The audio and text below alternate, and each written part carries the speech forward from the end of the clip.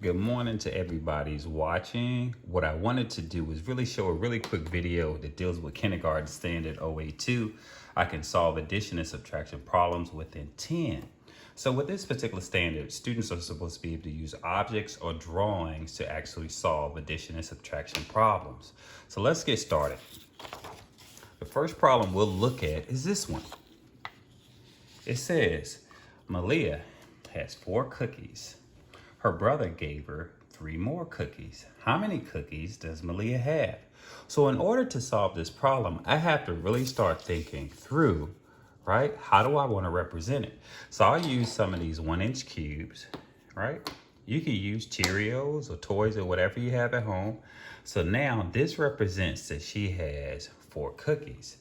Now, the next part of the problem says that her brother gave her what? 3 more cookies. 1, 2, and 3. So let me go through and check and see. So Malia had 1, 2, 3, 4 cookies.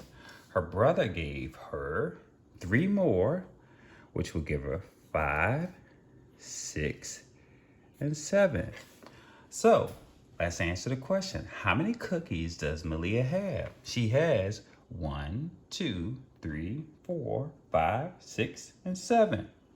Hold on. Let's see if we can use one of the systems called part-whole, okay? So if I use the part-whole method to solve this particular problem, I can look at the word problem and read it again. It says that Malia has 4 cookies. 1, 2, 3, and 4, right? Then it says that her brother gave her 3 more cookies. 1, 2, and 3.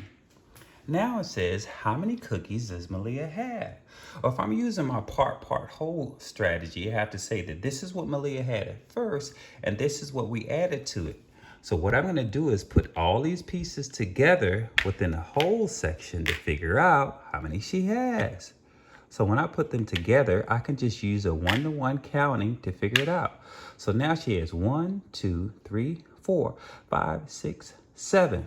Or if I wanted to, I can number them 5, 6, and 7. So the total number of cookies that Malia has is 7. I hope this helps out. Let's get ready to solve one more problem together. All right, so let's look at our next problem. Our next problem says that Mason has 4 toy trucks and 3 toy race cars. How many toys does Mason have altogether? So if I'm at home and I'm trying to go through and solve this, what I can do is I can use 1, 2, 3, 4 to represent the toy trucks that he has. Then I'll use how many more? 3 more. 1, 2, and 3 to represent the race cars. Now I'm going to see, how do I answer the question? It says, how many toys does Mason have? So I'm going to count. 1, 2, 3, 4, 5, 6, and 7.